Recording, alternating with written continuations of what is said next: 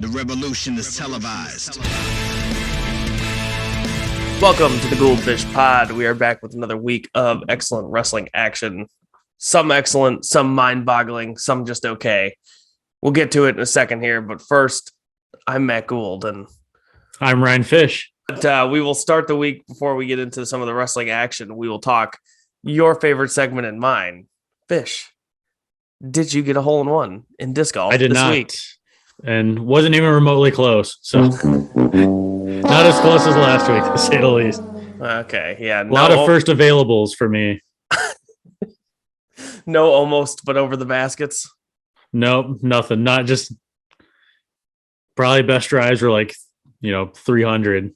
But yeah, usually was a first available tree was first available tree was my route.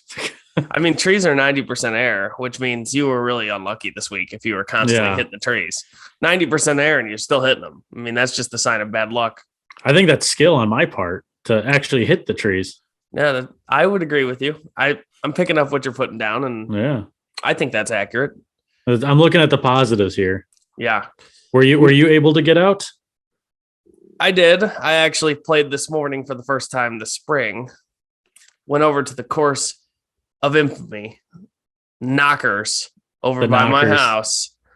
And let me tell you, that place could only be described as an absolute swamp. Oh, I thought I was in Gainesville, Florida for a little bit. At the swamp. Standing water everywhere. I was back watching Tim Tebow play. That's how swampy it was. So it was such a disaster. I ruined a pair of shoes on hole 4. They have a bunch of new holes there. It was pretty cool. Really? Yeah, they finally finished the renovations there. So that was cool, but the land was absolutely destroyed from all the rain that they've been getting. And I kind of thought about that as I was like pulling up, but I wasn't about to turn around and go grab boots. So I threw on my shittiest pair of shoes that I could find and went about my business like normal, and took a couple of warm-up throws to get the arm back in the swing. There you go. It was a little chilly, and I'll tell you, as soon as I snapped off a couple of backhands, it was like I had auto arthritis in my hand, snapping off some of these. Just it hurt. I had to get loose, and I did not get a hole-in-one. Unfortunately, I played horrible. I could not hit anything to save my life. I was just trying to pump, and it didn't work at all. You're just trying to grip it and rip it. I did come pretty close on hole 13. Did a little forehand action, and it zipped right up to the hole onto the chips, landed right at the base of the pole, skipped past it. I didn't think it was going in, but it ended up being pretty close. So if close counts, from my understanding, it does not. No, but like I said, we immerse ourselves in details. Yeah, so I was standing on this 13th tee pad, legs caked in mud from stepping in multiple puddles that I didn't realize were there. A couple times I stepped in a puddle that was a little deeper than I thought, but I at least found the ground in all those cases. So, but yeah, those shoes are not savable. I left them outside because it was sunny. Was trying to, dry them out, air them out a little bit before I gave them the good wash. And then it pretty much started downpouring, and your boy forgot that his shoes were outside. So those are done. Note to you, all the listeners, and most importantly, myself, bring some boots just in case. Yeah, just bring some boots. Get a view of the landscape, throw the boots on. There you go. Future me better have this podcast playing before he goes out to his next disc golf round. So we're still in search for it. I've only had the one career ace. And I only have one as well. And I don't have it on film. So neither do I. Yeah. And today I wouldn't have had anyone there to film it with me. So bright and early, got up, got after it. And by hole 14, I was just like, man, it's a good thing I wasn't keeping score. One of those days. It was one of those days. I did not come with the appropriate strategy for a first time out. Let's just say that. Weren't prepared. Mentally, I was prepared. I was too prepared mentally because I thought I was just going to go out there and rip shots. It did not happen. It did not happen for me today. By hole 4, I was just soaked and not hitting shots and tough scene, slipping all over the place. Just brutal. But that's our disc golf segment for the week. Yeah, there you go. And before we jump into Dynamite, there's rumblings. I don't even want to call it a rumor because I don't know that a single credible person has said anything about it. So we'll just call them rumblings. A little bit of tremors. Not quite San Andreas with The Rock, but tremblings of a AEW New Japan combined show. And we'll follow this story closely. As you know, we do. We're all over the news and following things closely. I mean, we followed Cody to the ends of the earth, but it does get my brain percolating a little bit. It gets me excited for some of the matches I could see. And off the top of my head, without putting much thought into it, I would love to see Andrade wrestle Naito, which you actually mentioned last time. I would love to see Bryan Danielson wrestle Kazuchika Okada. That sounds absolutely outstanding. That's a banger of a match. I would love to see CM Punk wrestle just about anybody over there. That would be awesome. What else? Oh, Will Ospreay versus Kenny Omega. I would love to see because I'm pretty sure they've wrestled before. Maybe not for New Japan, but to see it given their standings and their current companies now, that would be outstanding. John Moxley. I would love to say like John Moxley versus a bunch of people, but John got after it, man. He got into that G1 and he wrestled tons of people. I'd love to see Zack Sabre Jr. versus Bryan Danielson. That is something that I need to see. The most technical match possible. Oh God, the podcast might be done. My wrestling fandom might be over when I see Bryan Danielson versus Zack Sabre Jr. Because after I've seen that, I don't know that there's anything else I need to see. You know, so you peaked then. You just peaked. That's the peak of wrestling in history. Wrestling history's peak. Bryan Danielson, Zack Sabre Jr. Winner gets the Observer Award named after them. Until that should be the stipulation. It should be the stipulation. The winner gets that Observer Award named after them, and it won't change back until the other guy wins in a match between the two again. That'd be pretty sweet. It would be. It would be too sweet. We need. We need to make that make that happen. We need our viewers to help start that trend. If there's one most thing I technical know, match. If there's one thing I know, we can get all 7 to 12 of our weekly viewers / listeners to create 10 bot accounts each. We're talking like 100, 120 counts, and they can just tweet this stuff endlessly, and eventually we'll get what we want. That seems to be how it works. Well, it gets to be getting Tony's head. So yeah, absolutely.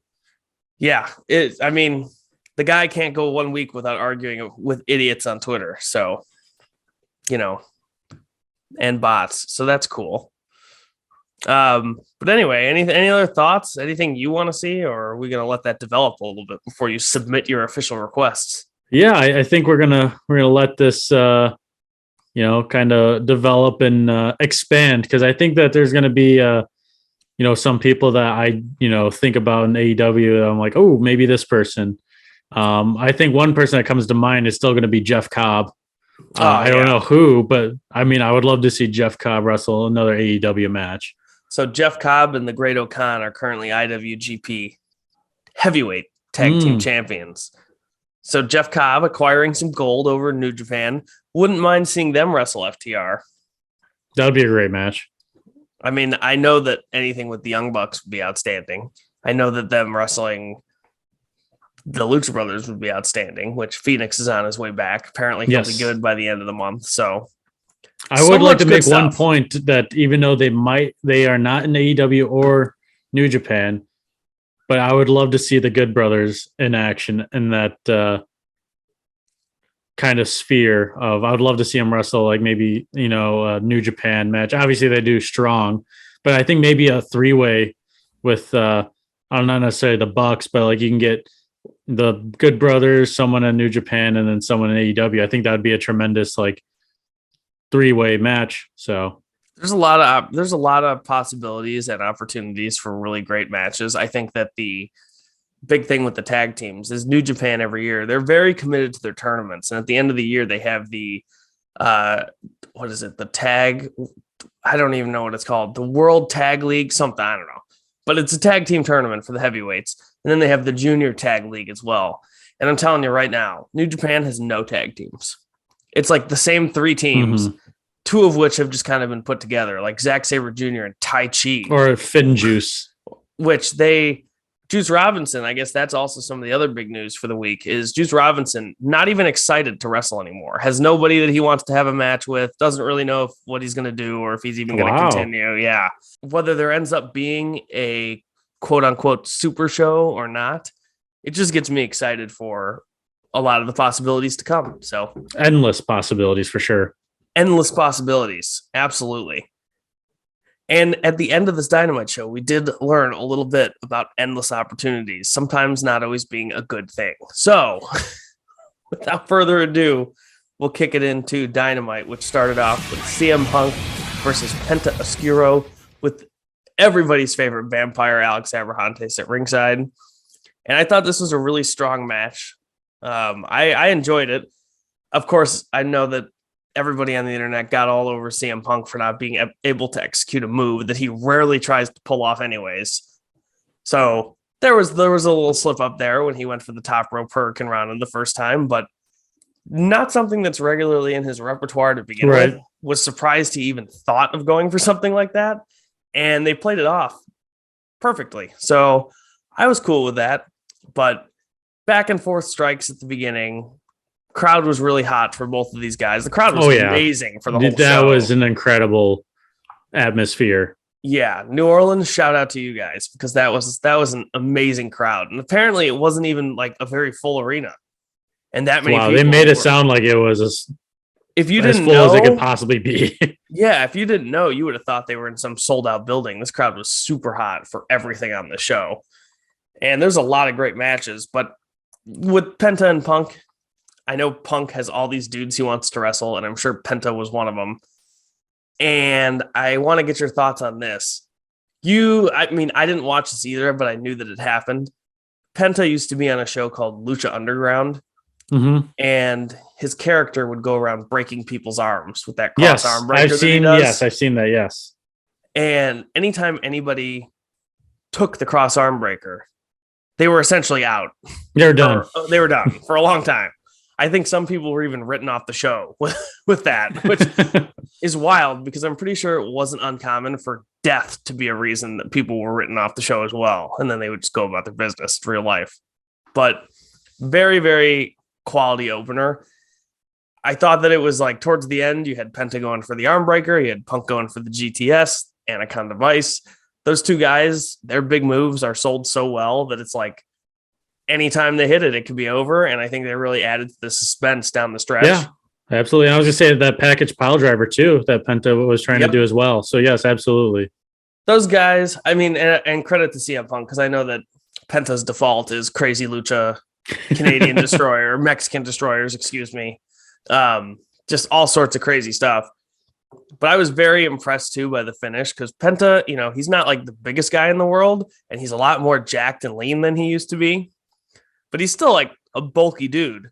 And for him to jump off the ropes like that and Punk to catch him perfectly with the selling of the knee and everything, hitting the G, I thought that was awesome. So I really like this match, but not like a whole lot of implications to it or anything. Kind of figured CM Punk would win, and Penta has challenged him to a rematch. He wants it to take place again, only this time in Mexico. I mean, it makes sense. I mean, you got to get in the hometown, or the home country, I should say. Yeah. Give him home court advantage for a little bit. Yeah. So, I mean, I don't know how people don't like this as an opener of a match to begin with. I mean, you have Penta and CM Punk. I mean, how can you not get hot over these two great wrestlers? But yeah, I mean, I thought it was a very, very clean match. And like even a slip can happen at any point in the match. And to harp on that, I mean, to me, it's ridiculous. Oh yeah. Totally stupid. So, but yeah, I mean, anytime I see slip Penta, and fall down all the time in sports. It happens, Yeah. And they're pros. They made it work into the match, which maybe it was going to be part of the match that Punk's knee sucked. Maybe it wasn't. But the best part was Penta just attacked the knee, which who wouldn't do that? Exactly. So it was. I thought it was a really good match. So I mean, AEW knows how to opening matches. Oh yeah, they sure do. They know their openers and they know their main events, kind of, on this show. But, sort of. The next thing was the Jericho Appreciation Society. They were arriving at a local airfield, and they got off the plane. 2.0 was there to pick them up. Only Eddie Kingston, Santana, and Ortiz had hijacked their car and left them laying, and then sped off. Thank God they made it to the arena. Yeah, well, I mean, but they stole 2.0 shoes. Yeah, they did. Well, they stole Angelo Parker's shoes. Is that his name, Angelo Parker? I don't even know. Angelo. I know his first name, Angelo Dog. I don't know. His first name is Parker, Angelo. Well, Matt Lee and Jeff Parker, Matt and Jeff, right? But yeah. They used to be. They used to be. Now Angelo had his shoes taken, and they broke Matt's thumbs. They broke his thumbs and stole their shoes, which classic mobster gangster stuff. I loved it. Yeah, I thought that was a great segment. Like, it was just like, to me, like, when you have kind of those like comedy skits, it's not like super comedy, but it's like when you can kind of laugh, like, it helps to like ease into the next match too. So I liked it. Yes, and the next match was the AEW World Tag Team Championship match. Jungle Boy and Luchasaurus defended the titles against Red Dragon, Kyle O'Reilly, and Bobby Fish. This match was outstanding, and I think a lot of the crowd really didn't know who was going to win this match. And I think, as we've discussed before, when there's any kind of doubt as to who might actually win, it usually makes for a much better match simply because of the crowd environment.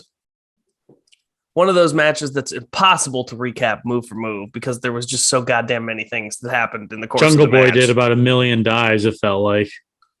He did. And, at a certain point, at one point he did 3 dives in a row. And Red Dragon had no answer. Like, come on, guys. Like, the book has been written on this one. What are we doing here? But gotta hit the tapes, gotta get back in the film room. They got to get back to studying and grind it out a little bit more. That was the difference here between them losing and becoming the new tag team champions. Absolutely. I will say, and it's not a new thing for me, just because they haven't been featured and there's still the whole talk about, like, it's an intriguing thing that this whole best tag team in the world thing is going on. But, and I get the point. The point is, like, all these teams are arguing about being the best tag team in the world, but seemingly none of them can top the Jungle Boy and the Luchasaurus. No, they can't. So I think the whole point is, like, all of these dudes are talking about this, but when are one of them going to actually beat the tag team champions, which is definitely intriguing, but it still just feels so much like the actual champions of the show that we watch every week are in the background of this feud. Just kind of like, hey guys, none of you. It is weird. And hopefully they kind of use that in like a couple promos, be like, keep arguing, we're the ones, that are champs. So I kind of hope that they would go in that direction that you're kind of saying. I'm sure people watch back their matches, and I'm sure that a lot of guys will watch back the show just to see and keep everything flowing in a direction that makes sense. But sometimes, there's so many lines or promos that are just teed up for people that they never go in that direction. Like Jericho is an easy one the last couple times. Yes, he not pointing out that Sammy had no issues winning titles under the Inner Circle banner. It was an easy one. Never was low-hanging fruit. Yep. And he was in the process of becoming a heel. Would have been the easiest low-hanging fruit to pick, and he didn't pick it. Similar vein here. All they have to do is mention, hey, all you guys talking about being the best team in the world, and yet the only people that have won anything in terms of titles is your favorite, FTR. Like, all they have to do is mention that in a promo once to give some validity and insert themselves as a much more major part of the story. Absolutely. Like, we'll see. Maybe they'll do it.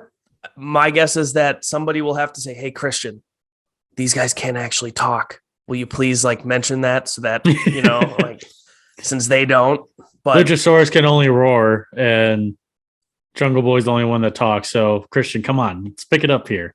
Yeah, for a while, Christian was doing the talking for the group and Jungle Boy has improved, but I don't know. A lot of the times, a lot of these promos, even from some of the guys that are more renowned, it's the classic, I'm going to end your career. I'm the best in the world, blah, blah, blah. And it's a bunch of shit that never actually ends up happening or coming to fruition. And it's just like a lot of it sometimes feels like basic wrestler speak. Like Jungle Boy needs a 10-second promo where he goes, hey, all you best in the world teams, if at any point any of you want to beat us, that'd be great. Then you can actually make that claim. But you haven't, so you can't. Boom, yeah. Promo over, and it's way better than most of what generic wrestler nonsense is usually said. So insert line 1, line 2. Mm-hmm. Yeah, a grunt, the threat of ending somebody's career, like just whatever. But after the match, as I mentioned, your favorite team, FTR, which their music, by the way, is really growing on me, just because it's so different than most wrestling music. Feels like some music that's playing inside of an arcade. That's kind of their like the 70s, 80s theme with their logos. Yeah, very retro. But they came out after O'Reilly had attacked the champions with a chair, and they held up their belts, exchanging looks with both Red Dragon and the AEW Tag Team Champions, Luchasaurus and Jungle Boy. So maybe a 3-way. I don't know what Red Dragon has done to afford themselves another chance at any titles, but I love watching them wrestle. So there's that. FTR doesn't deserve it.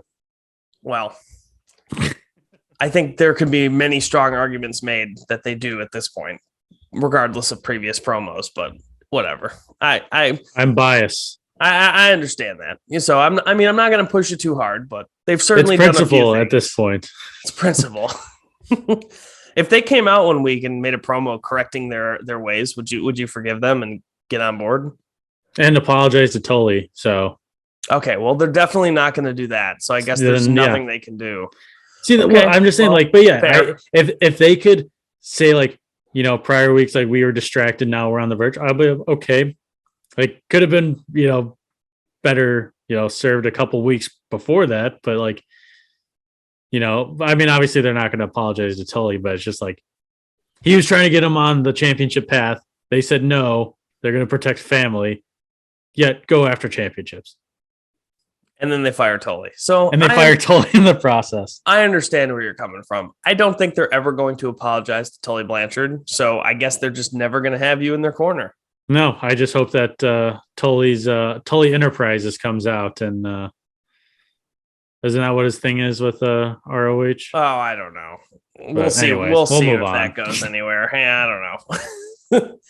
Next, we've got just a short little Blackpool Combat Club promo with Wheeler Yuta and the bunch backstage. And I just want to point out real quick, this is just to set up a trios match against the Gun Club, who are apparently undefeated once again. I love it. I can get behind this. They've been undefeated twice this year. Miracle. Which maybe they were saying like they're undefeated in trios matches, but the Gun Club you're telling me they've had 24 trios matches this year? Where have all of these taken place? Dark and Elevation. There haven't even been 24 weeks of television shows. They're counting their future wins. 8, 12, 16, 17, 18. We're at most 19 weeks into the year, and you're telling me that they're 24-0 in trio. Absolutely. And look, maybe that's not even what they were saying. Maybe they were saying that they were undefeated in trios matches in 2024 or 2022. Now I'm all on the 24-0 train. But that wasn't clarified. Excalibur just likes saying people are undefeated. No clarification, no nothing. And I know I get all over him, but like, I'm not going to lie to you. And this is probably, look, this might cost us a couple of viewers, but I've got to get it off my chest. If these Dynamite crowds weren't so hot most weeks, there have been enough offenses to me in terms of just being annoyed by the announce team they're inching closer and closer to getting muted every week.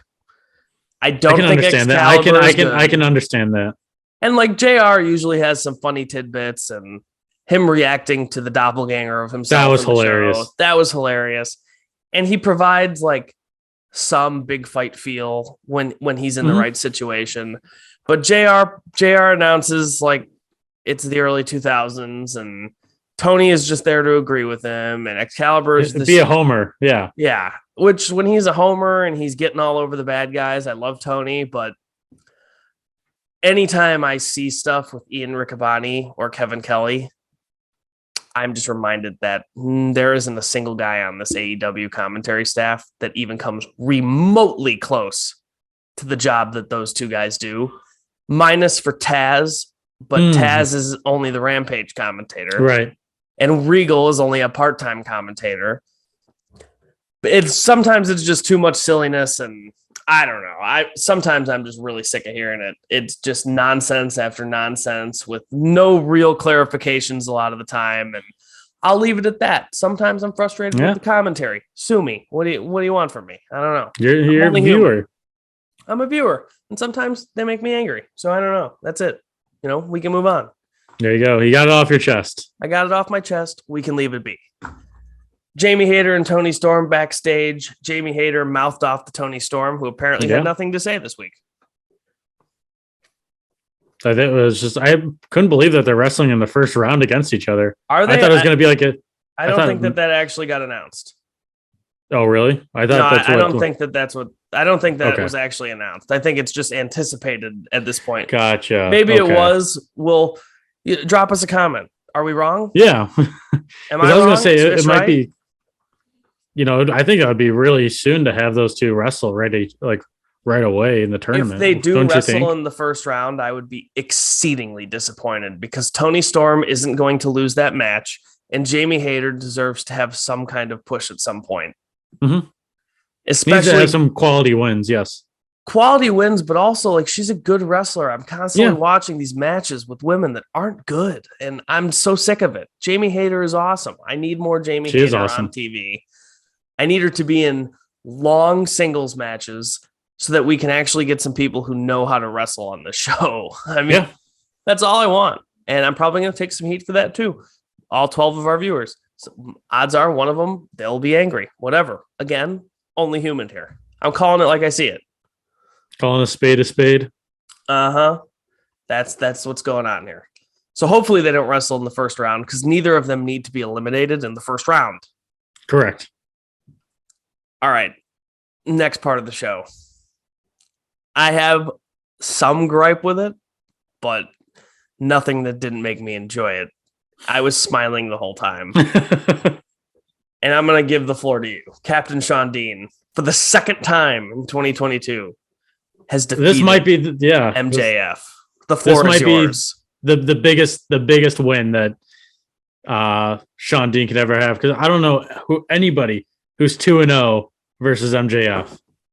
I think that Sean Dean is the only person, and we can fact check this. You know what? Drop us a comment, tweet at us at Gould-Fish Pod, or if you're really feeling risky, email us. Yeah, oh yeah. Give us a DM too if you're Gouldfishpod@gmail.com. Send us an email. I don't even send us hate mail. We'll read it on the air. We'll read it. And we will read it on the air. We'll have to get a Reddit page going so we can get some Yeah. Oh yeah. Well, eventually, let's get a comment first, and then we'll get a Reddit page going. I already managed too many accounts that are hard enough. But anyway, I know you were looking forward to this, and you even called it that Sean Dean would win again. I knew Wardlow would be involved, but for some reason, I still had this feeling that like MJF at the end was just going to kill this guy and win, but that didn't happen. Wardlow went on his security guard beating Rampage. Mm-hmm. Oh my God. No pun intended. Powerbomb the one guy in the apron. Poor guy. The hardest part of the ring. Right on the beam. And MJF refused to come back down to the ring after running up the ramp. And as was it Bryce Remsburg that was out Bryce there? Remsburg officiating. Bryce Remsburg was the official on the match, and MJF is at the top of the ramp pleading on a microphone. Mm-hmm. for Bryce not to count to 10. He's going to triple his pay. He's going to triple whatever Tony Khan was paying him. Bryce didn't go for it. He's a man of integrity, a man of honor, no pun intended. And he counts him out, counts to 10. Captain Sean Dean, winner again. However, I loved it. I love that none of the referees are there for MJF. They're going to screw him. They're going to restart matches. And a lot of that is definitely protection for MJF. Like, no one believes that MJF is actually the real loser here. It might be a loss, but this was, the ending was kind of dumb. If anything, it should have been a no contest, because even with the security guards restraining him, the whole reason Max ran is because a guy who wants to kill him was running wild. Yeah, it wasn't restrained. There was a time prior to being restrained that he was just killing dudes. And you want Max to come down? Like, there should not have been a count during that. At the very least, you should have allowed Max the chance to, like, wait it out and then maybe come back. And if Wardlow's restrained and you want to start counting then, sure. But, like, this shouldn't have been a count out. That's silly and dumb. But I do like the theme of the refs not bending the knee to MJF and just screwing him at every possible turn that they can take. I'm here for that. That part of it, hilarious. Wardlow is over like crazy. I love when the crowd went absolutely ballistic. Dude, they were such a good crowd, and they were there for this. So that made it better. But yeah, like, there was actually people. I put out a tweet and got way more replies on it than I thought I would. At one point, I just muted it because, like, the overall intelligence of some of these people is absolutely within question. And if you wanna get mad at me for saying something like that, some of these people, downright stupid. Oh, well, why would it be a DQ? Wardlow didn't even do anything. Do you honestly, like, people who are tweeting that, is that really what you think? Do you really think that Wardlow didn't do anything? Looked like he was pretty active out there to me this week. He was definitely impeding the match. Absolutely. That's the perfect way to put it. He was impeding with MJF's ability to continue the match that he was currently in. If that's not interference, then I don't know what is. Yeah, change the definition then. Uh-huh. Some of these people need to read a dictionary, although that would require the ability to read first. Darby Allin video played, challenged Andrade to a coffin match. I'm looking forward to that. Well, he's won and known coffin matches, so Andrade. Absolutely. Andrade, I mean, I don't know what he's thinking, It's hilarious to me that the two guys whose trademark match, I mean, not really, like, but it's like their thing is the coffin match. Darby Allin and The Undertaker. Yeah. The coffin match is their deal, baby. Malachi Black addressed Fuego del Sol. Why he's still addressing Fuego del Sol, I've got no fucking clue. There's our one confusion. Because I forgot what we said last week about AEW Dynamite. They know how to open, they know how to end, and there will always be some confusion. There's one confusion right there of why are we still talking about Fuego? That really made me so mad. Yeah, Fuego's shtick was adorable, but get him out of here. If the next time Fuego is on TV doesn't involve him getting kicked and put into an injury angle that lasts a year, then I'm not sure what we're doing here at this point. I agree. 6-man tag. Jericho Appreciation Society. Jericho, Hager, Daniel Garcia defeated Eddie Kingston, Santana, and Ortiz via nefarious means. Another great match with all kinds of moves and crazy shit. I loved it. This match was awesome. It rocked for sure. Yeah, this was great. And I thought it was hilarious that our boy Angelo came out and still didn't have his shoes. And Daddy Magic, his thumbs were still in shambles. I just love that. They broke my thumbs. So great. There's one thing that I love about 2.0 is that they know their role and they absolutely exceed at their role. Oh, yeah. They excel at being 2.0. Yeah, I think that's the best way to put it. They are what they are, and there isn't anybody better at doing it. And they've been in some prime stuff now. If you look back, yeah. But I'm just saying, like, as a whole, they might not be the best wrestler, blah blah blah, but it's like they know what they're doing. Like, they're not like they are sports entertainers in every sense of the word. Yes.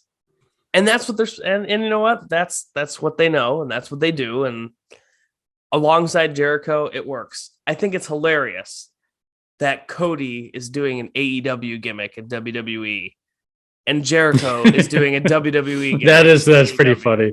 That is pretty funny. But the end of the match was Jericho ended up using the bat. Floyd. Yeah, Floyd making a return appearance here. One of my favorite characters on Dynamite. But he hit Kingston with Floyd, and Daniel Garcia covered and got the pin. Daniel Garcia. He's there when it mattered most. Yeah, he had to do it. And then they beat him down after, and Jericho hit Santana with the Judas effect. They certainly walked away victorious on multiple fronts here, the Jericho Appreciation Society. They did. MJF, Sean Spears, and Mark Sterling are backstage. MJF was not happy at all, but he doesn't want our sympathy. He says money makes the world go round, and so he's going to hire a gun to take out Wardlow, and that gun he's hiring is actually a knife, and that being the Butcher. Yep. Not to be confused with the Blade, which I guess actually is a knife. I might have spoken out of turn there. Whatever, only human. Leave me alone. I guess the Butcher would be more knowledgeable with the knife than just a blade. This is true. The Blade is a blade, but the Butcher works with blades of all kinds. Human blades, regular blades. That was a great spin zone to make you look even better. Oh, yeah. I'm on top of my game right now. Marina Shafir defeated Sky Blue in a qualifier match. Or no, it wasn't a qualifier match. This was just a squash match. Yeah, it was just kind of highlighting. It was just a match to get her before the Jade Cargill. Yes. The crowd didn't care, and neither did I. No, it was a little rough. And it wasn't like it was super long, but like, dude, just kill her in 30 seconds. Who cares? Yes. Because it's easy to build Sky back up. It is, because she's not bad. I mean, she hasn't done anything. There was no but she had that. Who'd she wrestle? Exactly. It was Jamie Hayter. She wrestled Jamie Hayter. That's right. And did all right.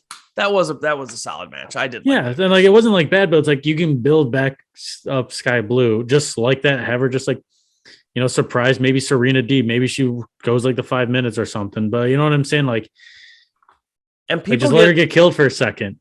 People get bent out of shape about the proportionate of women's wrestling to men's wrestling on the show. Oh, the women aren't getting a chance. The women don't get this. They don't get that. All I want to see on these shows, is good wrestling matches. And that doesn't mean 20-minute main events or 40-minute Tokyo Dome title defenses. A good match can come in any form. I have seen squash matches that I love. I have seen, for instance. Exactly. I love the hook matches. I have seen 6-minute quick back and forth flash pin matches that I have loved. What I don't love is an awkward, clunky, kind of a squash, but not really. It was a match that wasn't sure what it wanted to be when all it needed to be was Marina tapping out a woman who's supposed to be beneath her before she wrestles for a title. Like, this shit isn't hard. She's the problem. She didn't look like a problem. No, she didn't look like a problem. The only problem she looked like is whether or not this match with Jade, who also is hit or miss at best. At least Jade looked better in her squash matches. Yeah, Jade and her squash matches look outstanding. Unfortunately, I feel as if her versus Marina isn't going to be a squash match. And no, it's not. But I'm just saying, like, they're going to get like 12 minutes. It's going to run through a commercial, and hopefully the crowd is more even though excited. Jade has improved, a lot. Yeah, I mean, sure. We're not like discounting that, but I'm just saying, like, why I don't understand why Marina Shafir just couldn't do what Jade did in the squash match. Look, I'm not shitting on anybody's ability. I've actually gone and done training for this. It's extremely fucking difficult. Absolutely. However, I'm watching this as a television program. I'm watching it as an entertainment product. And on the job training live on TBS is just not a good idea. Like, this is why Dark and Elevation exist. Yes, and if somebody cannot get good on those shows to the point where they can come in, build up a big match, have a nice title match, and then move on to something else. If that's not possible, then they need to stop doing it. Because I don't need to see the crowd or hit the indies harder. You know what I'm saying? Like go do something to help be better, you know. And I know a lot of them do. Like that's how Sky Blue is getting better. And I know Marina does a lot of stuff, and she's got legitimate martial arts training. Yes. I don't know. It's just within the context of the show, it was a big low point. And then speaking of which, Shafir ended up winning with a triangle, which the win here I'm reading is described as quick. I know it was technically quick, but it felt like a big lull in the show. Mm-hmm. I was going to say it wasn't quick in that sense. No, yeah. Wasn't quick in a sense that it kept the show moving. That's for sure. Hook was interviewed backstage, and before he could get out his first words on Dynamite, the crowd, when Hook finally does speak, is going to lose their fucking mind. They are. This is such a simple thing, too. And, like, it's such a simple thing that comes right after something that should have been simple and wasn't, that I just sometimes I don't understand how they hit on some of the simple stuff. And it's so great. And then other times, all it needs to be is simple. And it's like, here, let's do a bunch of stuff that makes it a lot less simple than it actually is. But Tony Nese interrupts. He says he resents Hook. And then Danhausen showed up, but wasn't able to curse Hook. Hook doesn't need to be getting cursed. Danhausen's outfit was hilarious. And like, I understand the redeemable qualities of these segments, but these are two guys that don't need to be affiliated with one another. This Hook and Danhausen. Because like, what's supposed to happen? Hook is supposed to crush Danhausen in a match eventually? I guess I don't know. That's two guys that everybody loves to watch. I don't know that anybody wants to see Danhausen get crushed.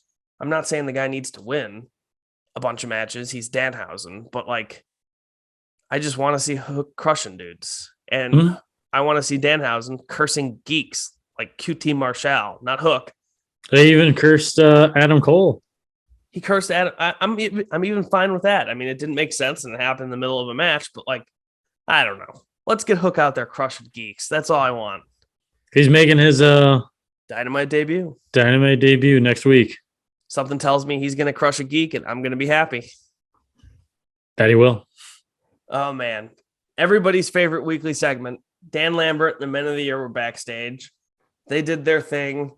It's going to be Sky versus Guevara at the Battle of the Belts. And, dude, these people suck. I hate watching them on TV. All five of them. Lambert, Page, Sky, Kai, Sammy. They've turned me against all of them, and we've gone over that many times. Yep. I was going to say, this is the last thing is, if Sammy doesn't win, like, he needs to stop going after this belt. I guess, I mean, one would think that if that's not what happens here, then I will skip every segment that involves these people until it's over. If this isn't the end of it, I will be skipping all of the further segments because they're not good. I'm with you. Speaking of something that was tremendously good, Team Taz, Ricky Starks, and Powerhouse Hobbs. Oh, what a phenomenal match. Keith Lee and Swerve Strickland. This was awesome. Ricky Starks in his hometown, of which he has like 8, and Swerve Strickland even pointed that out on Twitter. Mm-hmm. When the wrestlers point out things that I'm thinking, gives me a little extra sense of validation. I'm a very big fan of that. And I was sitting here going like, Ricky's got like 3 or 4 hometowns, like doesn't he? He's from Texas, he's from New Orleans, and Swerve tweeted, dude's got like 9 hometowns. He said something like that, and I popped for it. But this was a great match. Totally awesome. Stuff that I've never seen. Ricky Starks did the rope walk, which was awesome. And like, he did it so smooth and with such pizzazz that how do you not love this guy? All 4 of the guys obviously looked awesome in this match. But every time Ricky wrestles, I can't help but feel as if Ricky needs to be doing something that is more than just getting in random spats. Correct. So often and doing commentary. Guy needs to be pushed. He does. And people he needs to be the next TNT champion. Yeah, he did. He does need to be. At one point, I thought Andrade was going to be the next TNT champion, and maybe he still will be one day. We definitely did talk about that, but it's just never going to happen. We really thought that was where it was going, and we would have been much better off if it ended up actually being where it went. But It didn't, and here we are. We're going to get a coffin match out of it, so whatever. I think the biggest part of this match that I loved was Swerve launching himself off of Keith Lee's chest for the moonsault. That was great. That was so unique. I knew they were going to do something, but I thought like he was going to stand on his shoulders. And then I was like, if he's going to just jump off of his shoulders, why is he climbing up this way? Well, he was climbing up that way so that he could propel himself off of Keith Lee's barrel-sized chest and moonsault out of those two guys, which was great. I do want to point out that you're absolutely right about Swerve, that he doesn't do anything crazy, but the moves that he does are like unique and like somehow like just different. Like that was like, It's a moonsault, but no one would have suspected the way that moonsault went. Yeah, just a moonsault, which I'm surprised that Excalibur didn't have a name for it. Like the barrel-chested double flip moonsault from above. Oh my God. I'm surprised he didn't have some kind of name like that for it, but it was outstanding. And we also did see a destroyer. And we saw a destroyer. This match had everything. It's a match of the week contender, that's for sure. Match of the week contender. The finish saw Keith Lee hitting the ropes and Team Taz tripping him up. Ran right into a spine buster, got the win. Team Taz picking up the win. Huge win. A big win for those guys. That's a prime time win. Oh yeah, in Ricky Starks' hometown, Team Taz picks up the win. Hometown number 1. Go Orange. Texas, somewhere in Texas is hometown number 2, and I'm sure he's got a third hometown somewhere as well. Go Orange. Go Orange. That should be our new thing. We're going to do hashtag Go Orange. Let's have some shirts made. There we go. And hopefully we won't get sued by Syracuse. True. Thunder Rosa was backstage. And by the way, before we move on, I just want to make one quick point. People do all kinds of crazy moves in AEW, and yet they've somehow normalized all of these standard moves as finishers. Wardlow's got the power bomb. Cool, but like not spectacular. The symphony, right? Yeah. Powerhouse Hobbs has the spine buster. The spine, not like particularly flashy or everything. Very powerful, very, very fun to watch, but not like a Canadian destroyer or anything like that. Adam Cole, he does a Canadian destroyer, and his finish is a running knee. Like it. And we can even say Moxley as a elevated DDT. Yeah, and sometimes it's not even that. Sometimes it's just a regular DDT with the hooks in. Shout out Hook. The next segment was Thunder Rosa and Nyla backstage. Nyla got cake smashed into her face, and then despite that, absolutely smashed Thunder Rosa. I wasn't excited for this match before. I'm no more excited for it after. So whatever. And then lastly, well, what did you think about that? I thought it was honestly like not a bad segment. Like I didn't think it was like terrible, but like you said, like has it built the match? Like not necessarily. There was only one terrible thing on this entire show, and this wasn't it. Right. But Nyla loses all the time, challenging as the first challenger. She needed I don't know. Why couldn't Thunder Rosa have had the cake thrown in her face? Why was there a cake at all, actually? Yeah. Fuck. I'm not even going to indulge that. Why was there a cake? Is this cake? Yeah, here. We got you a cake. Didn't want to write on it. That cost too much. Oh, ha, ha, ha. That's a great dig. Awesome. Like, what? Who fucking cares? And hopefully they have a good match. I don't know how they could have a good match, even if the wrestling is technically great. I'm just picturing a crowd that can't get into it based on the way this has been built and the fact that Nyla loses every time she is the first challenger. This is what I'm picturing. And it's not the wrestler's fault. And like I think we've talked about this before. Yes, it's not the wrestler's fault in like this scenario. They're doing what they're supposed to do, and I'm sure they're consulted, and I'm sure they give ideas. But at the end of the day, they're doing what they are told to do as members of the roster to build a match, and they're doing the best they can. Yep. Main event time, baby. Samoa Joe defeated Minoru Suzuki to win the Ring of Honor Television Championship, which I get it. It's like a TV title. I just think it's funny that there technically isn't Ring of Honor TV and they have a television title and it's defense. I just think that's like a funny little thing. But This match was awesome. The matches on the show were so great, but like this took the cake for me. They had. I think it was the way that it opened. Oh yeah. I mean, do you know how many chops? Did you see the count? No, I didn't see the count. What was 104 strikes exchanged to open the match. Wow. Their chests look like hamburger meat. Somebody And had it was drawn awesome. blood. It was so awesome. Just pounding on each other. So They did not let up once. No, not for a second.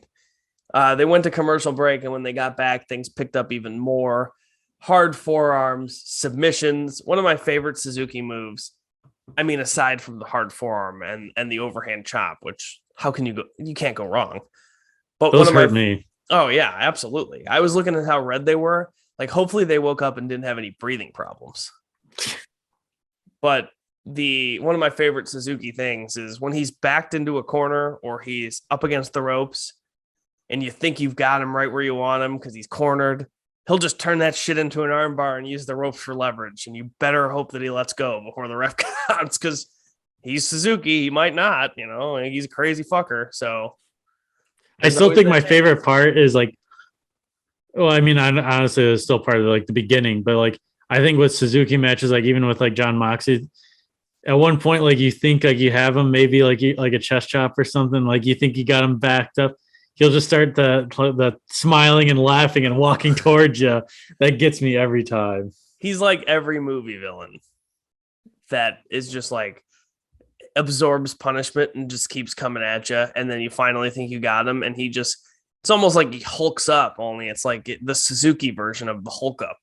And just he'll scream, he'll yell, he'll make faces, he'll stick his tongue out. And it's like, dude, what do you got to do? It's like the video game boss whose health bar just won't go down because you don't have the right weapon to defeat this particular boss.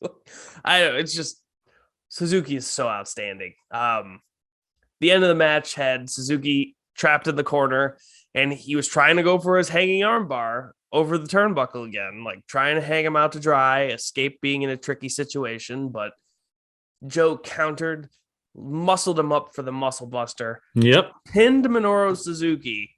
A very short title reign, but I'm glad that Joe has a title on him right out of the gate.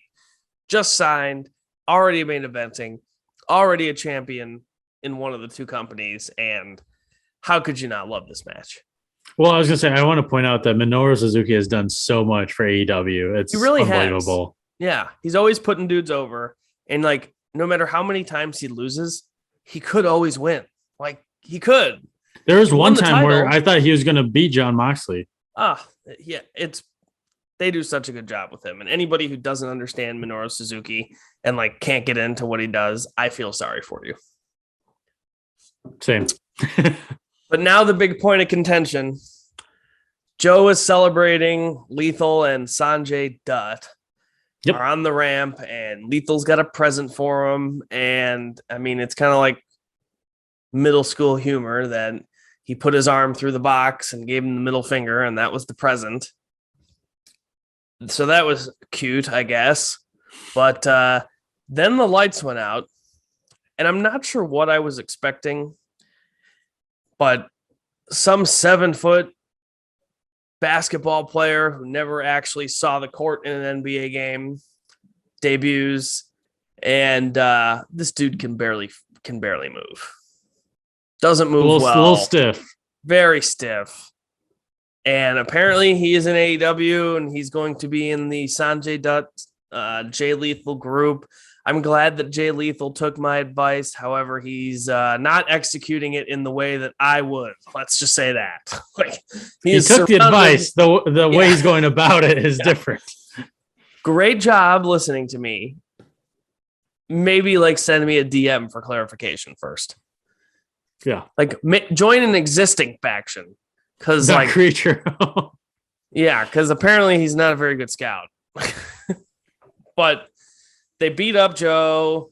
Satnam Singh, I think his name is, gives him the head smush. That was his move, the head smush. The head smush. They call it a vice grip. Anyone who couldn't actually break out of that vice grip I questioned whether they were alive to begin with, because how could you not? It looked horrible. He doesn't move well. What did you think about this? What did you think? We'll start there. This was confusion part 2 for me. This is confusion part 2. Yeah. Like, that's how I describe it.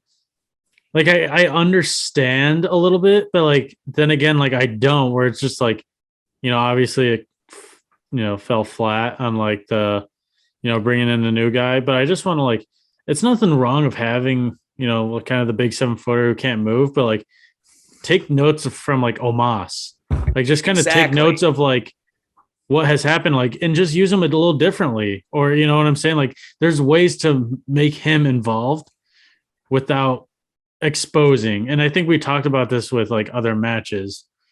And I think that's kind of up with, Tony booking, where it's just like not putting the talent in the best situation for them to succeed. Don't ask people to do things they're not capable of doing. Yes. Here's my problem with that. So there was people who didn't like that the lights went off because they're sitting there going, oh, well, something big is going to happen.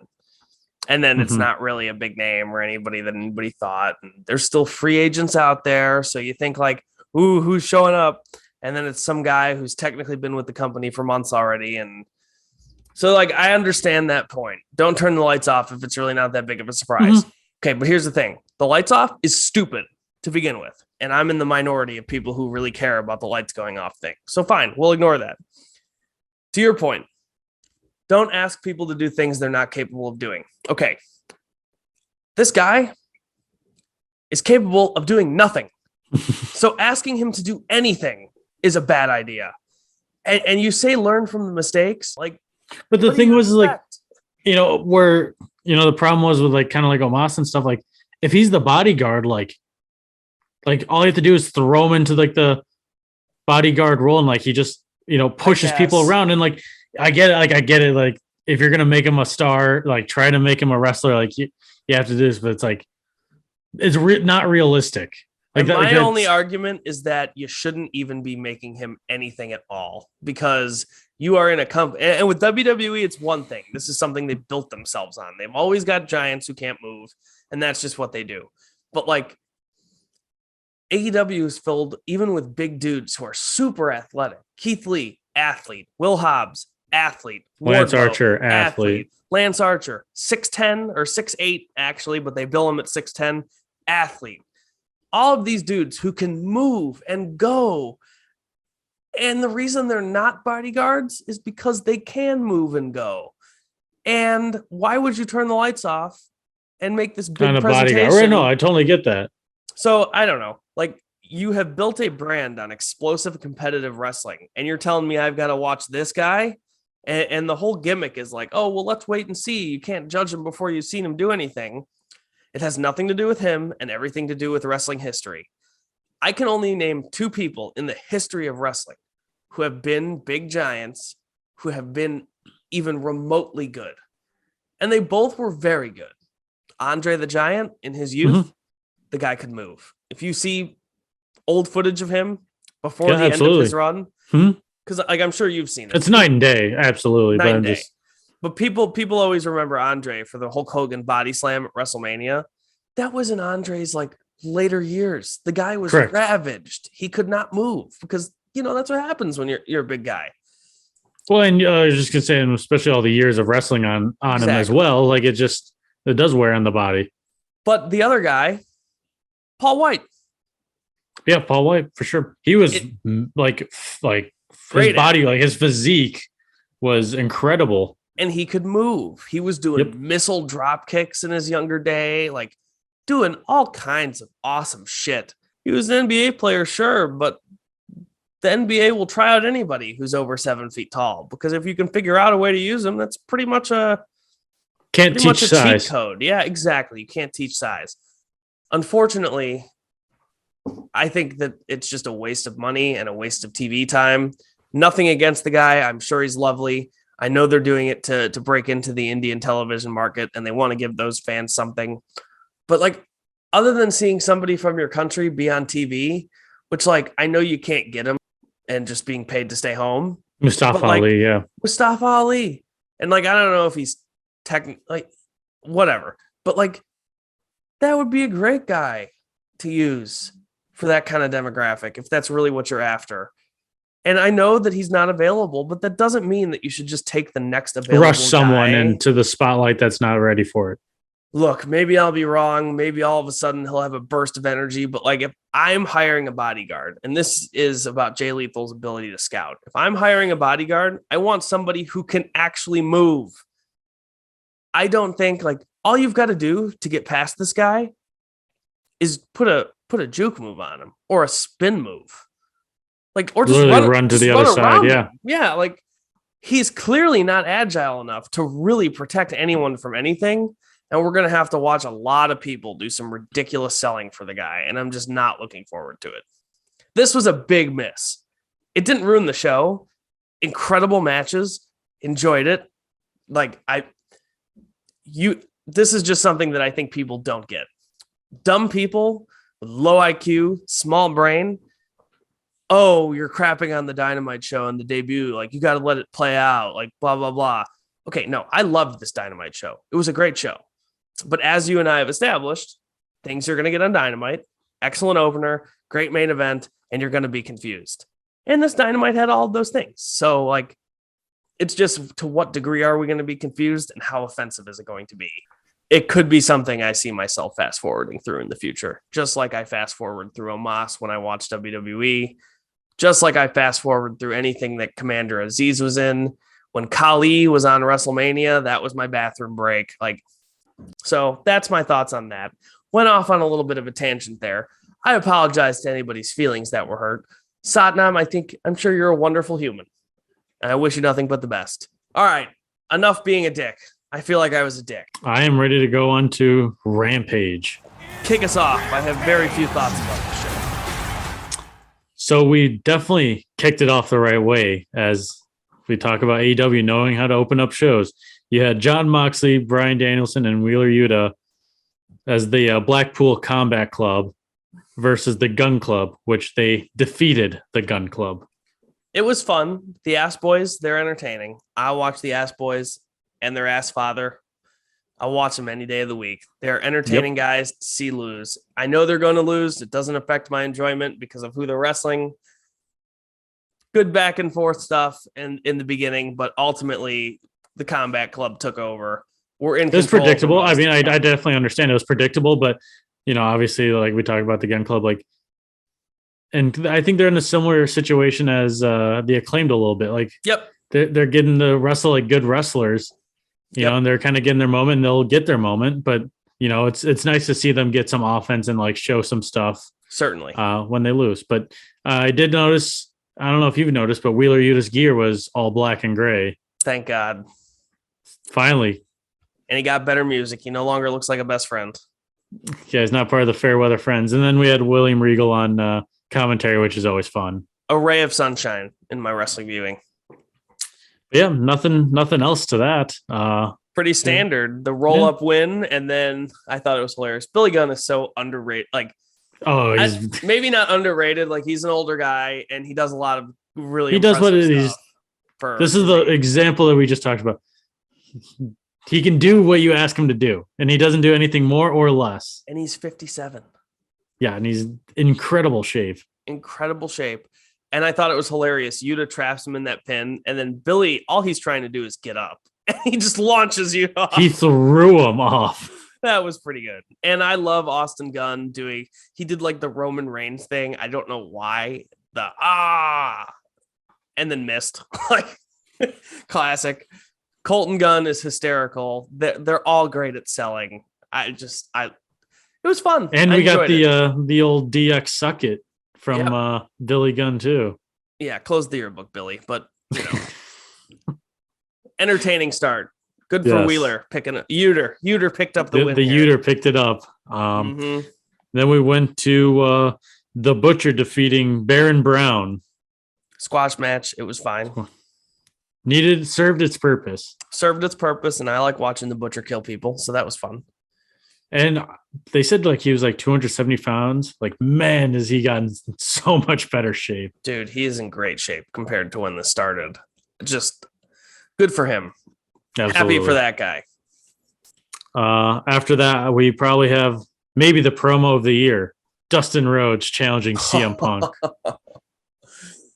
Dustin Rhodes is so good. Like, anybody who's giving the generic wrestler promo needs to study Dustin Rhodes' promos, because that guy somehow does generic wrestler speak, but it's not generic wrestler speak. It's coming from the heart. Like, he means the things he says. Yes.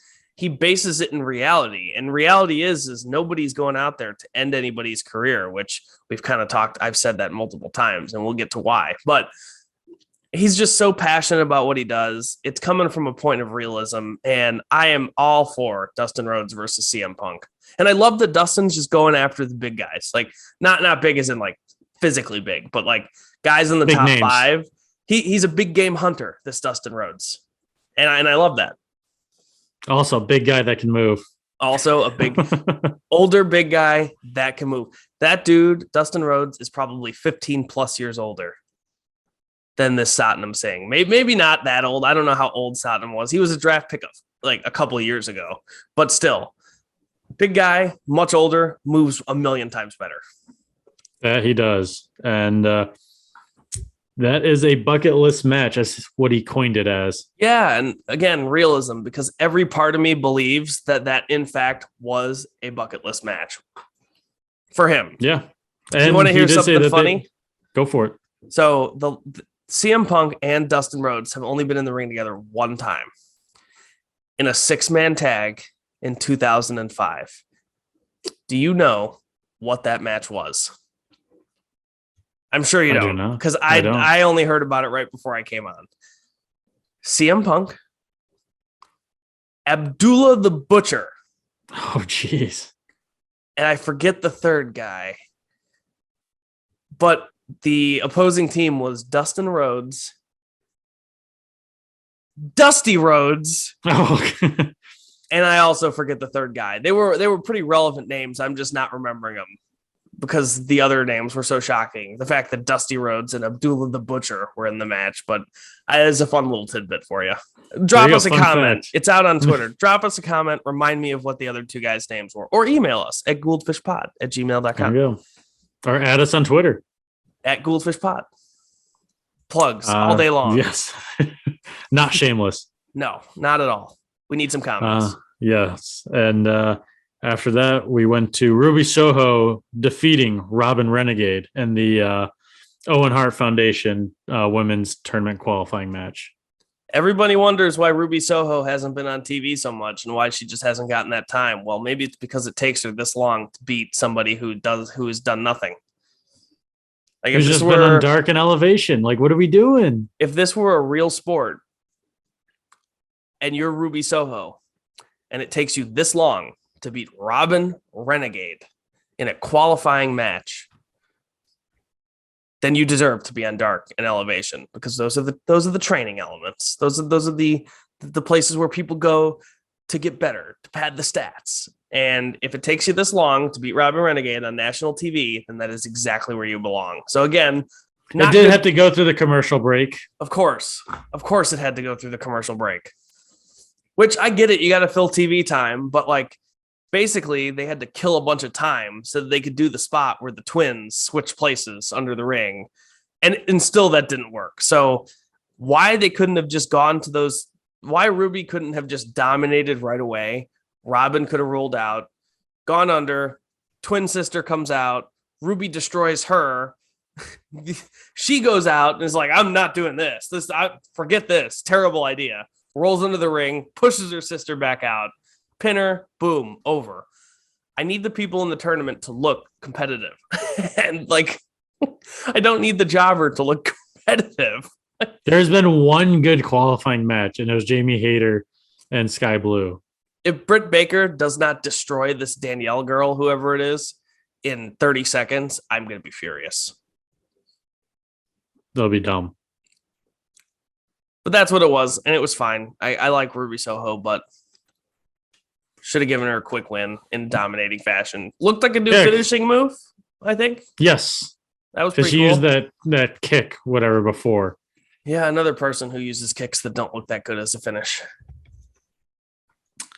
So after that match, it was time for the main event, and that was Hangman Adam Page and Adam Cole in the Texas Death Match for the AEW World Championship, in which Hangman Adam Page defeated Adam Cole. Yep. I've never felt like this. This was fun. I enjoyed it, but it felt like an indie match. Didn't feel like something that should have been for the AEW World Title. It felt like something to try and make a Rampage show feel more important than it was. And the promos beforehand, both guys threatening to end the other's career, like that's the shit I'm sick of. That was two basic, generic wrestler promos. And I think that wrestling has evolved past that. No one actually believes that even in a Texas death match, not a person in the world believes that either of these two guys are out there to end the other's career. That's just, it's silly. Very silly. Well, and I was just going to say that, I did enjoy the match. Like, I thought it was good. Yeah, Don't get me wrong. But weakest Texas death match they've had, though. Well, I was going to say the one with Lance Archer was awesome. That was awesome. The John Moxley Lance Archer one, also awesome. I guess the missing link there was no Lance Archer. That must have been the missing link. But I just wanted to kind of point that out to where it's like we definitely harped on the build up for Lance Archer and Hangman Adam Page, and they blew the roof off that show with that Texas death match. So if you're going to do that, you got to have a better death match. Make it more absolutely. of a death matchy match. Yeah. Never in my life have I seen a death match where the babyface in the match has a guy tied to the ropes and is going to hit him with a chair that's strapped with barbed wire, and then decides, oh, no, I'm not that guy. I'm not going to do that. And then unties him and gets kicked in the face. Like, dude. You got the low blow. Yeah, the low blow, super kicks. Also, he took one of the most dangerous-looking Panama Sunrises I have ever seen. That guy got pogo sticked right on top of his head, that Hangman Page. Well, and then Hangman nearly broke Adam Cole's neck on the Deadeye on the table. Oh, that was so scary as well. There were some scary things in this match. And don't get me wrong, like, it was the best thing on the show. And I love a good Texas death match. But, I saw some cool things in there, like Adam Cole using the chain to clothesline the guy. That was awesome. Adam Cole took a Death Valley driver onto the upright part of a chair. Looked brutal, but I'm not going to sit here and tell you it wasn't awesome. Threw him over his head onto the chairs. Yep. Super kicks back and forth that looked painful. And then, of course, everybody's favorite Adam Cole spot. Yours and mine. Well, actually, yours is probably the Panama Sunrise, but that's also great. and I kind of saw it coming because I was like, they're not going to do this, are they? And then I remembered who was in the match, and I was like, oh yeah, they're going to do this. He drilled him. Hangman goes for the moonsault off the top, and Adam Cole nails this guy. That was one of the best ones I've ever seen. Drilled him. Yes, that was quite good. And again, I'm gonna low hanging fruit this one. Are you ready? Yes. Well, I'm about time. Someone Excalibur, the Orihara moon. Dude, just call it a goddamn moonsault. It's a moonsault. Just he flipped backwards and tried to land on the guy. It's a moonsault. What on earth is different between that moonsault and any other moonsault that's ever happened? God, it's ridiculous. It's like that's all his purpose is to exaggerate moves. I'm so done with the commentary. It was better on Rampage. Except Taz. Rampage, yeah. But still, I don't know. Little things like that. Like, I don't actually care. It's just preposterous. Like, he's trying so hard. Like, just be a good announcer. Just call the action. It's not the Excalibur show. It's AEW Rampage. I don't know. Well, that's why, I think the pod's favorite commentator is Taz, because he calls it what it is. He gives some insight, and when he's coaching, on commentary, admits that his person didn't cover right, or he's all over. Should have hit this other move, and then he yells at them. Mm-hmm. But he's not there and be like arguing with JR, who's calling it right there, saying it's like, oh, poor cover, like didn't get the legs up, whatever. I'm like, you're right. He didn't cover. That's why he got kicked out.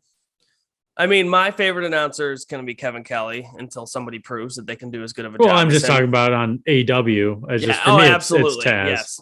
The pod's favorite AEW commentator is absolutely Taz by leaps and bounds. And I don't even know that I'm putting anybody in second. I guess JR, because I grew up with him and I do like hearing him. He's a familiar voice, but I don't know.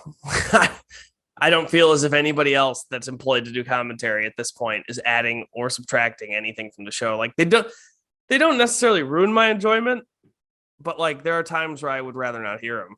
Like there's one person who absolutely loves when MJF messes up, and it's Tony Schiavone, and I did not. He absolutely loved Sean Dean. I just got to say, like when it's the homer, like Tony Schiavone's got that on lock because he's just like a fan calling it.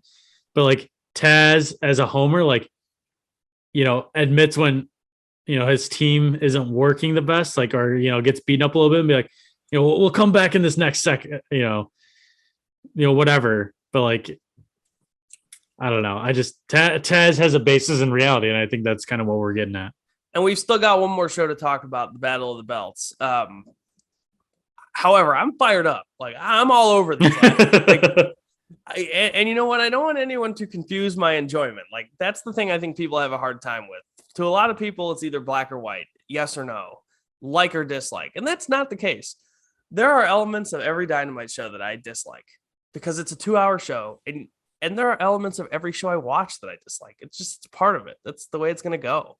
And not being able to acknowledge that is silly. Blindly defending things that are not adding, silly. That being said, like I love these shows. This is the reason I'm back into wrestling. Most of these guys are the reason I'm watching wrestling again. So I don't want that to go unmentioned. But like, you know, the whole AEW is the evolution of wrestling, and it's this big revolution, and it's different. And then you see things that are very samey. I told my dad this. I texted him this after I was done watching the Dynamite show. We're going to the New Japan show in Chicago tomorrow night, which will be 2 days ago, based on when this pod is releasing.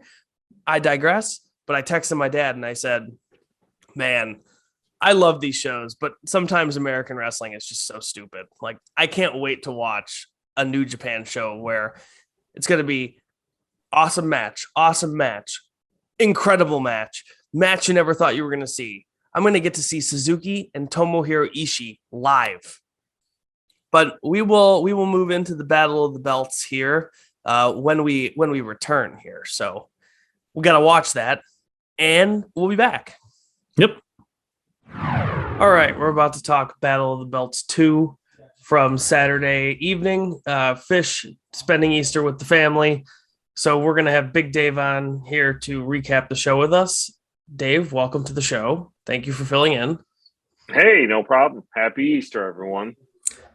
Now, I think we can jump right into things here. Would you agree that the New Japan show maybe might have had a little bit of a leg up on this Battle of the Belts program here? Yeah. A little leg up, maybe an understatement, but yeah, it was difficult to watch. And I watched it this evening on Sunday evening. So it was like almost a full day after. Had I come home and watched it right away, it wouldn't have had a chance. So, yeah, just in a different stratosphere altogether. So, yeah, certainly being in the front row that close to what was some pretty great wrestling did not help its cause. Not that the wrestling was bad on this Battle of the Belts show. It was just a different level, as we tend to notice when we watch those New Japan shows. Yeah, I think the biggest difference, and it's kudos to the crowd at the Odeum last night where New Japan held their event, was the crowd was so engaged from like the time the first match started all the way through Jon Moxley's speech at the end. And, you know, some of these TV tapings, the big problem and the challenge is that you tape for so many matches and you've got dark or elevation, then you have a regular show, and then you're doing a special, that it's just so hard to keep the attention and keep the energy level up. And where in a New Japan show, like we saw on Saturday, it was like nonstop from one match to the next to the next. And even in some of the matches where you didn't necessarily know, they're New Japan strong guys, and we may not have seen some guys we saw for kind of the first time. I think you and I both like the JR Kratos, who gets mentioned a lot, and you hear his name a lot, but it was certainly, he's a West Coast guy. And with the pandemic, it's really the first time we've had a chance to see him live. It just holds your interest and holds that energy level throughout the crowd. And then you get to the big names, the Jay Whites, the Minoru Suzuki's, Tomohiro Ishii, and obviously Moxley and Ospreay, in addition to Bullet Club, United Empire, specifically Great O'Khan, my new favorite wrestler, and the greatest corner man of all time. But it's just you have so many first time activities when you go to some of these shows now, that you then watch a TV show where they're established stars and they're into it, but there's just that like little pop missing. And that's what I think that this Battle of the Belts 2 was up against. It just missing a little energy. Well, that show is worthy of a whole episode dedicated just to it. It was 3.5 hours long, and there were some excellent matches that were honestly probably a bit more effectively built, despite some of it not even having a television show to take place on, like the Ospreay and Moxley stuff. But yeah, we can go definitely ahead and get into what we did see so that we can put the cherry on top of this episode. It started with Sammy Guevara and Scorpio Sky. Sammy Guevara has won back the TNT title. Some of the basic story of the match was that the two were pretty equal back and forth, and then things spilled outside. Sammy took a TKO that his foot got caught on the ropes. I thought he was going to die. Luckily, everything ended up okay. But then outside the ring, go ahead. I laughed because in my notes I have Sammy's foot got caught. How did he not die? And that was the first of like, I think I have another. Yeah, later I have a Sammy still alive note as well. But go ahead. It's funny you say that. But the main crux of the match here is that shortly after all that goes down, with Sammy almost dying on the outside, you've got all of the shenanigans that happen with Ty Conti and Paige Van Sant, and the referee ends up distracted at the end, and Sammy low blows Scorpio Sky, ends up picking up the victory, is the TNT champion again. And if Sammy is a heel, it's fine, but they have booked this into oblivion. It's just it's so they've backed themselves into such a corner here, because you've taken what should be the group with the most heat and arguably one of your best heels in Dan Lambert, and you have turned Scorpio Sky, Ethan Page, Dan Lambert, and Paige Van Zant, who has like yet to really officially get in the ring, and you've turned them into a massive babyface group, and against a guy who was one of your biggest baby faces like 2 months ago, who has now become like the biggest villain and the most hated guy in your promotion. Obviously it'll be interesting to see what they end up doing. If he's going to be a heel, that's fine, but I don't think they realized that it didn't have to be this way. It didn't. and yet here we are. Yeah.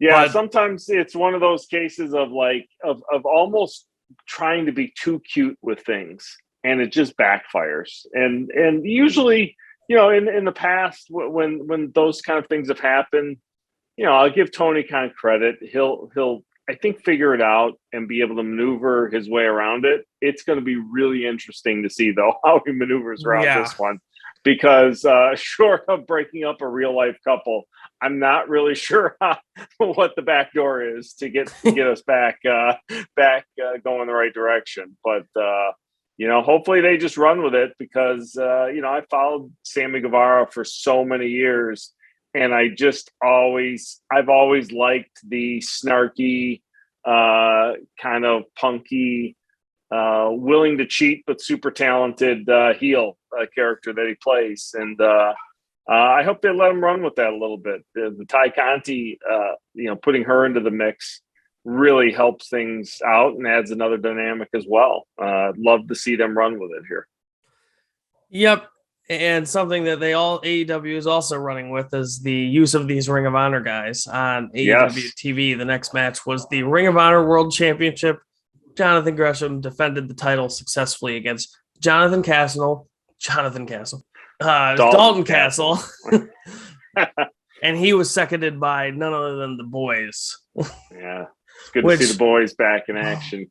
I don't know why I don't mind the interactions with the boys as much as some of the other offensive actions. They're just kind of there, though. Dalton Castle, I've always been interested in him, and it's just he's never caught on long enough for it to matter. But I never mind seeing Dalton Castle and the boys. It's like every time Dalton Castle has gotten a little momentum behind him, he's been bitten by a couple injuries, or just the timing of things, have dropped off for him. But he's a really talented guy. It's good to see him back. I enjoyed this match for what it was. Maybe a few too many sequences with the repeated reversals. Yeah.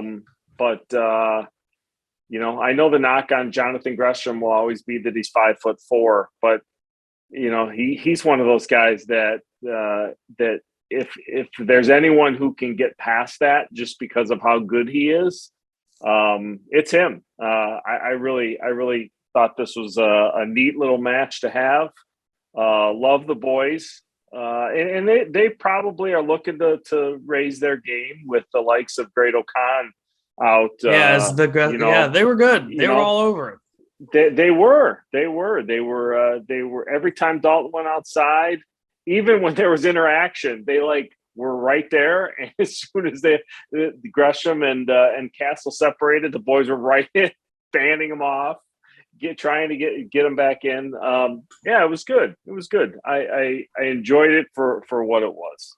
Yeah, I mean, it's always tough when it's a random title match that doesn't have a lot of build and they just show you a promo package and there you go. But both of the dudes are good wrestlers and they certainly made the most out of it. I just don't think that it was going to be more than what we got. And a flash pin at the end, it was a solid, kind of a traditional wrestling match with a little funny spot thrown in the corner. And other than that, it was essentially a Satnam Singh delivery device. Which I saw, on social media that, 100% better, presentation of Singh, this show than the last. And while 100% might have been a little high, I do agree that it was, you probably could have done promotional packages for him, show him in training, introduce everyone to who he is. And almost do one of those where he's presented almost as a baby face and as a guy that you're intrigued by and who works, and then just debut him in that spot of coming down. So then people would know, oh, we know who this guy is, and why is he with Lethal, and why is he here? Versus just let's turn our lights off and lights back on. And and luckily Tony Schiavone was at the training center when one day he was there training and was able to clue us in. I think this was a better presentation of him. I do like the fact that even with a steel pipe, getting ahead of ourselves a little bit, Samoa Joe comes down to make the save. Satnam beats up the boys, and then he beats up throws Dalton Castle into the stairs. Yeah. And then he goes in the ring and he bounces Jonathan Gresham's head like a basketball, which I did get a little bit of a kick out of that. That was kind of funny. Yeah, I laughed. Yeah. And that prompted Samoa Joe to run down there with a lead pipe. And credit to Satnam, as you said, he was not deterred by the fact that Samoa Joe had the pipe in his hand. He was ready to go. Jay Lethal and Sanjay Dutt had to remind him, no, this is the part where we back down. They were bailing. They were running for the hills, and Singh was there like, I don't care that I'm 7'4". Why do I care that he's got a lead pipe in his hands and he's Samoa Joe? So I will say I thought it was significantly better. It took a little bit of the bitter taste out of my mouth from the initial debut. But as we talked about off air, you still have to have him wrestle at some point, and that's going to be the big challenge. So we'll see where they go with it. But overall, I did like at the very end as well. You know, if this is Tony Khan slowly building his Ring of Honor roster, you know, and introducing him one at a time, kind of, or two at a time on AEW programming, you know, I'm excited to see where he's going to go with it. Yeah, that'll all be interesting. I talked enough about Singh on the Rampage or the Dynamite and Rampage portion. Yeah. And you know what? Like, I don't mean to constantly attack the same thing, but it's like, it's a company that prides itself on having great matches. And like, I don't care how well he's presented as a monster manager. Yeah.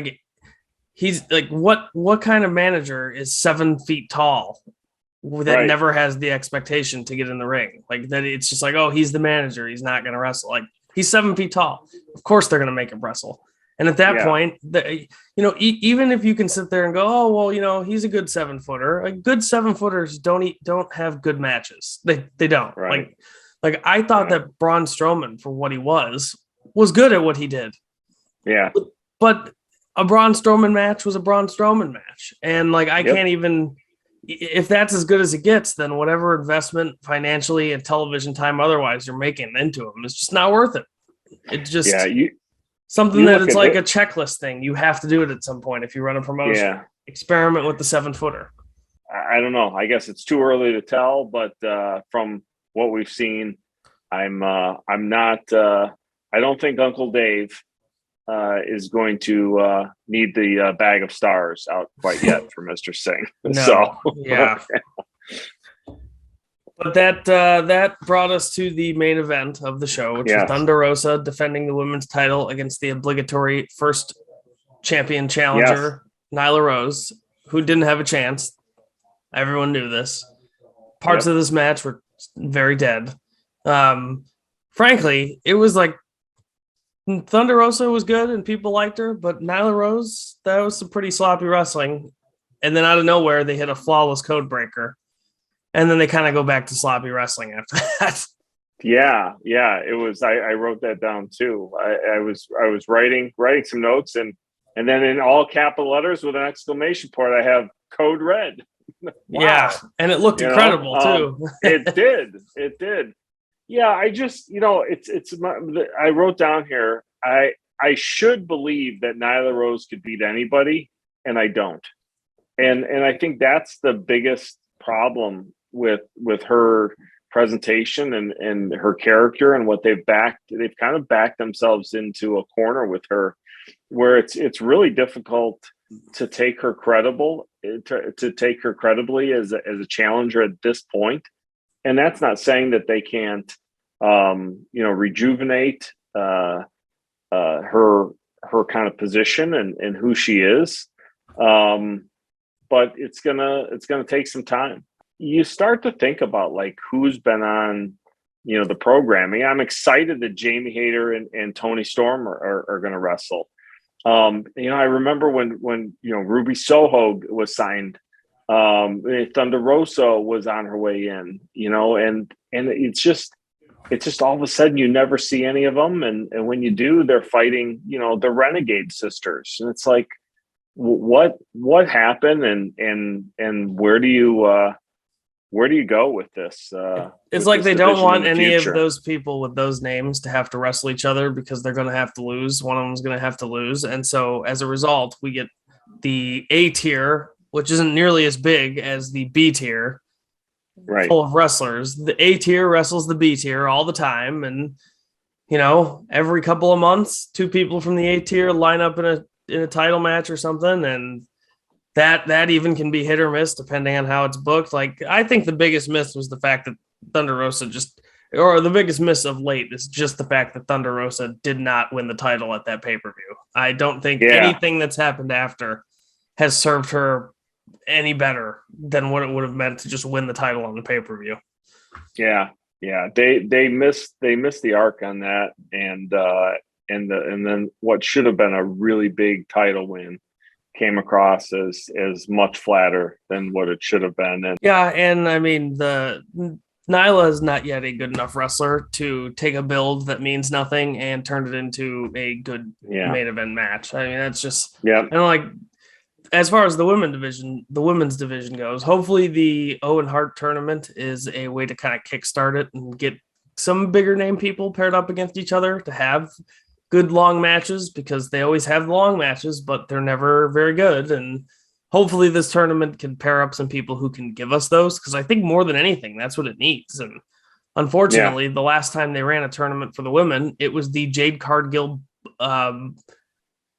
rocket ship ride. I mean, they were using it as a way to make Jade a star and give her the title. And now I understand that she's gotten better, but it's not like she's gotten that much better. She's kind of still who she is for the most part. It's just she's a little bit more over with the crowd than she might have been at the beginning, which is the whole point. I understand, but it seems as if it's been at the expense of a lot of other people who had just recently signed and probably could have been in some storylines that were on TV. Like, when I thought that Britt Baker's little group was going to break up and Jamie Hayter was going to go her separate way, which still might happen, but there was a time where I think it would have been more effective to have that happen.